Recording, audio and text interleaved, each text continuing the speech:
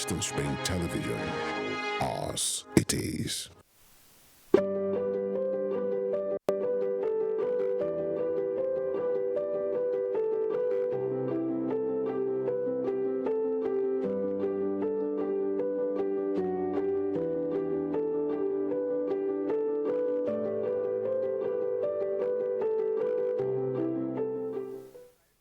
Some almost 10 years back, I was preparing for an exam to change the course of my career.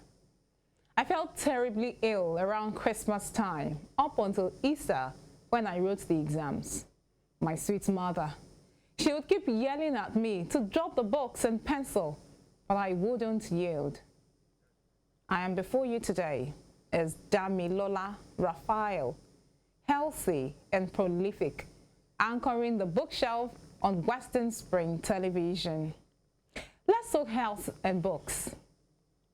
Generally speaking, when we are ill, we prefer a bit of light telly to reading. It requires less engagement and it is easier to nod off to, right? Well then, Sarah Jane Abbott, a freelance editor and ghostwriter who specializes in children's literature, helps us with 12 tips to get you through a sick day. Listen to an audiobook. If you really are feeling too sick to even hold a book up, an audiobook is the way to go. Make yourself comfortable, close your eyes, and listen to moving and magical novels about your soon-to-be favorite characters as relayed by picturesque voices. I have been privileged as DAMILOLA RAPHAEL to do quite a number of audiobooks myself, and I sure am available to lend my voice to painting mental pictures in the minds of your audience. Let's move on. Read a short book. Now tell me about less is more.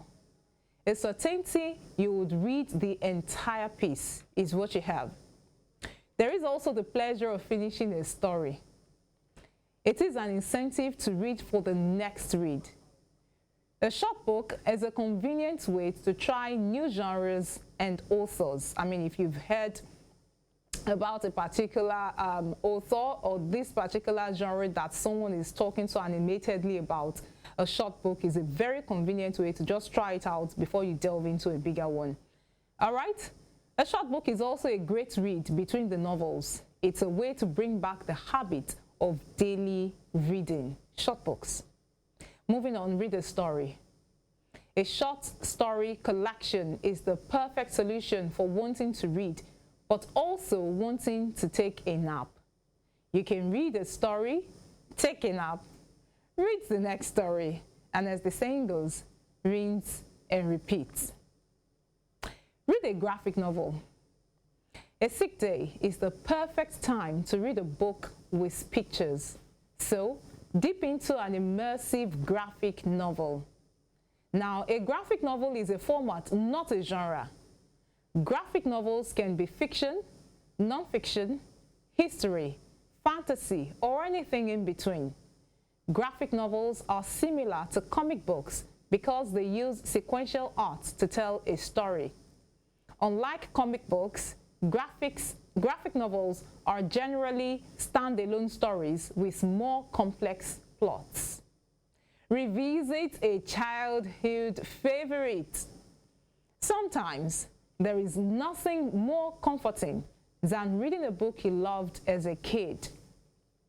If you need a little break from the adult world on your sick day, crack open these classics. I would always remember this child who was telling the parents, you think it's easy, you're complaining about being an adult. You think it's easy to be a child? I mean, it's so difficult for me to tie my shoelace. I'm like, is that a big deal? Let me just be a child, and the only thing you ask me to do is to tie my shoelace. Now, caveat. There are some childhood favorites you will actually only come in contact with as an adult. Because, I mean, authors keep writing, and, I mean, publishers keep releasing. All right? Now, if you agree, say aye. The ayes have it. Let's move on. Read an immersive historical novel. A good historical novel will make you forget about being stuck in bed and transport you to another time and place. Historical fiction has a special way of illuminating history, especially lesser-known figures and events. Now, if you're waiting for me to give examples, that's not so fair. I should get an ease of doing bookshelf now. Tag me at DAMILOLA Unusual on Twitter to let me in on which item you identify with and what material relates. Now that's Francine Rivers on your screen, one of my personal favorites in these categories. That's one of my personal favorite authors in this category. I'm nice, I know. We move on to number what now? 7. Read a book of poetry. Poetry is perfect for a sick day because you can read a couple poems quickly, then lay back, close your eyes, and digest them for a while. Number 8 now, read an absorbing mystery. Keep your mind off whatever ails you by putting it to work solving a mystery. Thrillers can also be so much fun, and here comes John Grisham on screen. Writers and politics though, opposite sides they say, sometimes attracting, other times repelling. Let's move on. Reread a well-worn favorite. Quoting Sarah Jane Abbott now, she says, "When I'm not feeling myself, sometimes the best thing is to return to a favorite novel and visit with characters who feel like old friends." One of Sarah's books, her most dog-eared volume, is this fast-paced and gripping thriller about disgraced journalist Michael Blomkvist and hacker prodigy Lisbeth Salander, who team up to discover the truth about the 40-year-old disappearance of a young woman from one of Sweden's wealthiest families. Read something fantastical. Read something that will make you laugh. After all, they say laughter is the best medicine.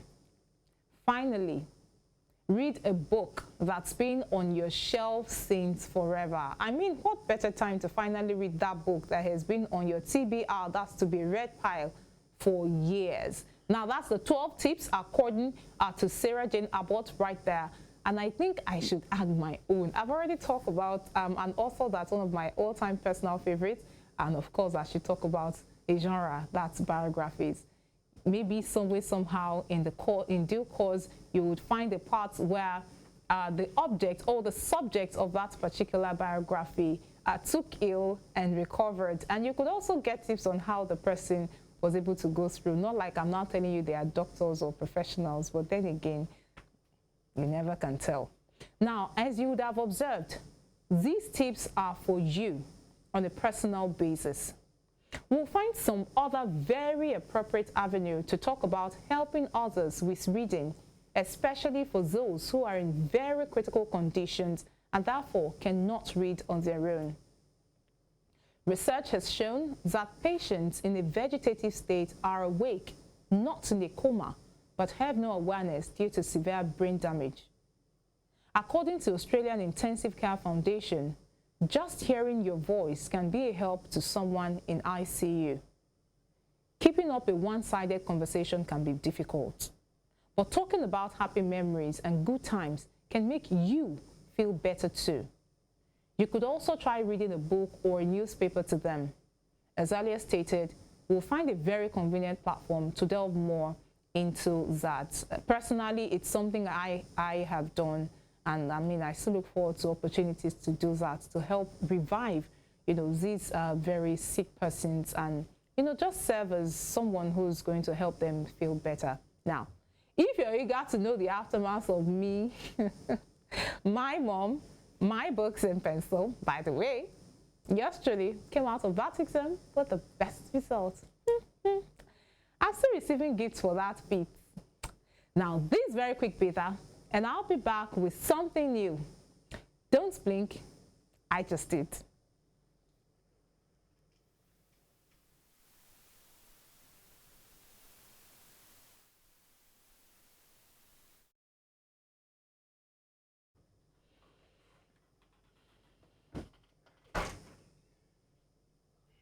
Right.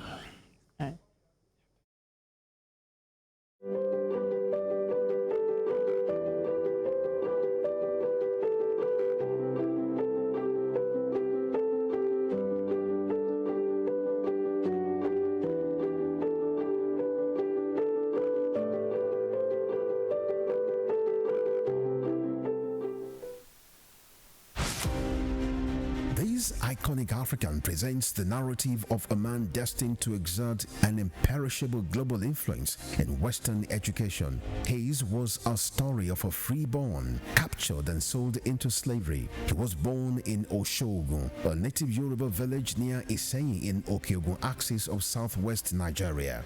Samuel Ajayi Crowther was the foundation student of Fora Bay College, Sierra Leone, the foremost university where the pioneer set of native Africans were educated. Samuel Ajayi Crowther's greatest contribution to humanity was his translation of the Holy Bible into the Yoruba language. The man who authored the Yoruba dictionary was also credited for the translation of English classic hymns into Yoruba and Ekwere languages. Samuel Ajayi Crowther's private residence in Badagry, incidentally the first story building in Nigeria, is an Akaba museum dedicated to the memory of Africa's first bishop. Western Spring Television identifies Samuel Ajayi Crowther as a watershed character in history.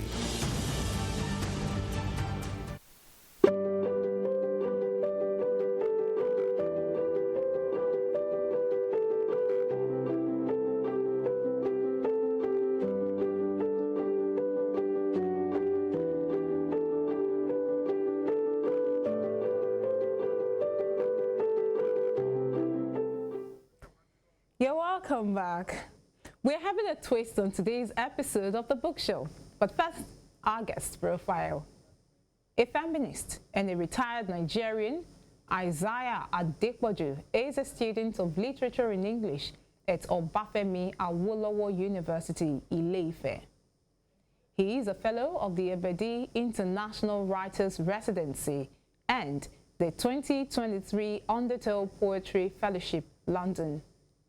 He is a two-time shortlistee of the Ken Saro-Wiwa Prize for Review, winner of the 2022 Lagos-London Poetry Prize, and he will be holding a sponsored poetry reading at Lipfest 2023.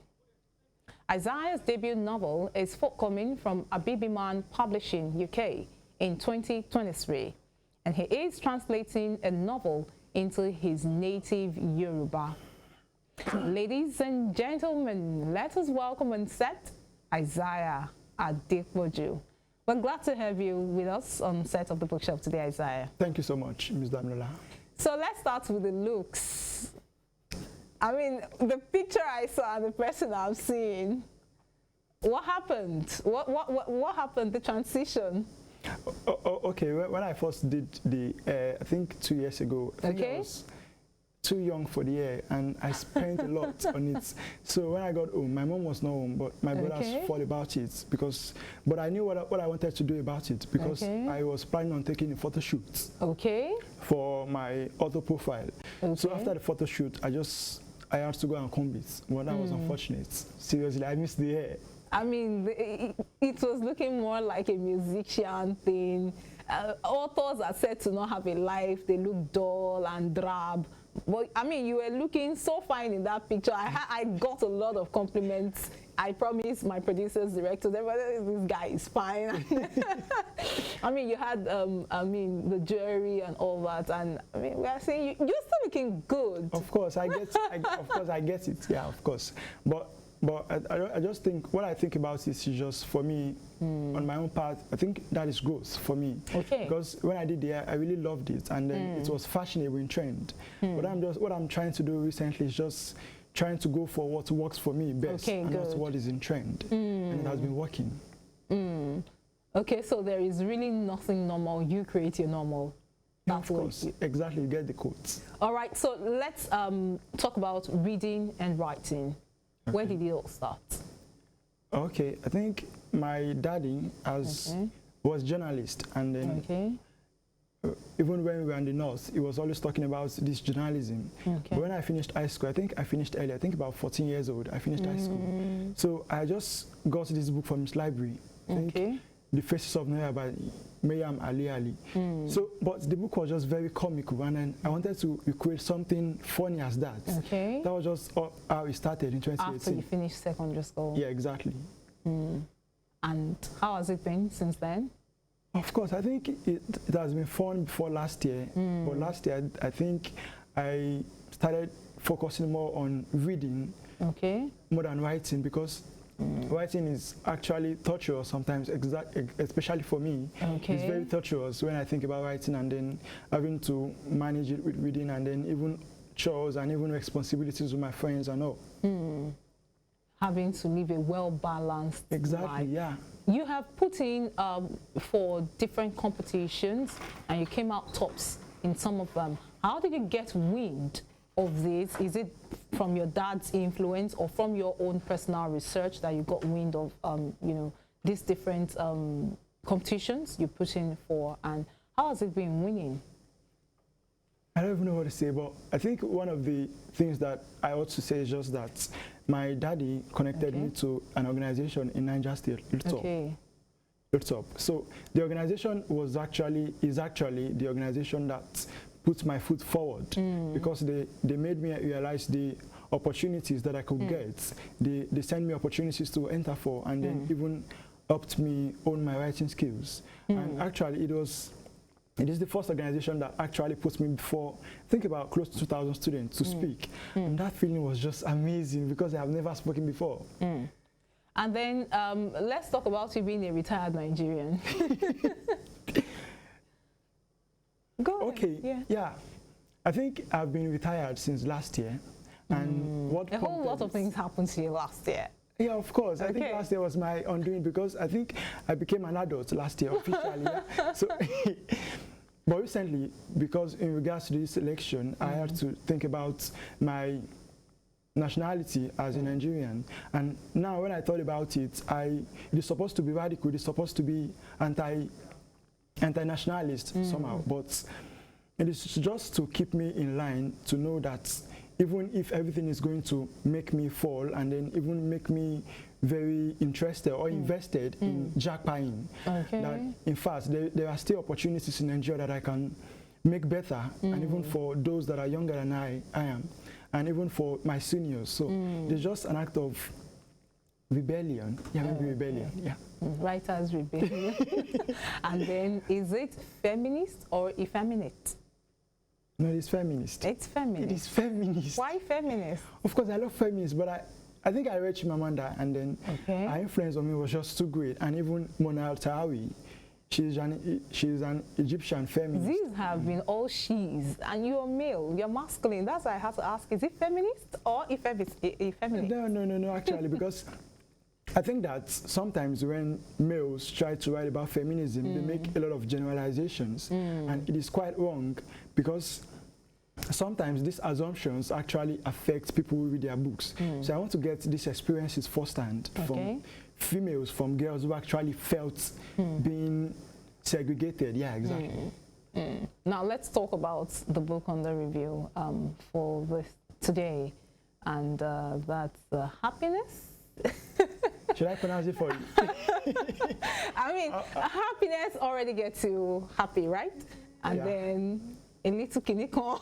Yeah, of course, it is a sickle. In fact, I think my friends... Okay, it's a sickle, yes. Yeah, sickle kinikan in my belly, belly. And my friends have actually talked about the title as being weird, but I think the book is supposed to be weird, because I wrote it when I was really weird at a residency in Ebedi, Oyo State. And a lot of things came together in the book, and I just don't know how to put them together, but I think my editor did a lot of work. Mr. Steven, yeah.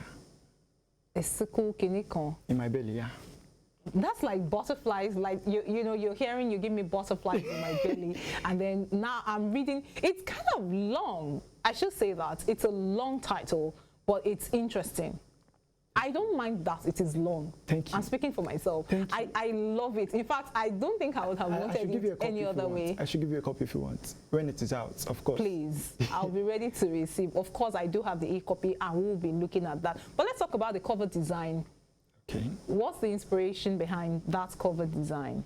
Okay, actually, I and my publisher, Onyeka, actually thought a little about the cover design because I know the concept is supposed to be about flowers and all, and about the flora. And actually now, looking at it again, I love this because my brothers also love this. But when I first saw the cover design, I was just weird because I wanted something dark. But now that it is out, I think it represents the characters more because the characters are weird, their sentences are weird and all. So cover design, title and characters, I think weirdness is also part of it.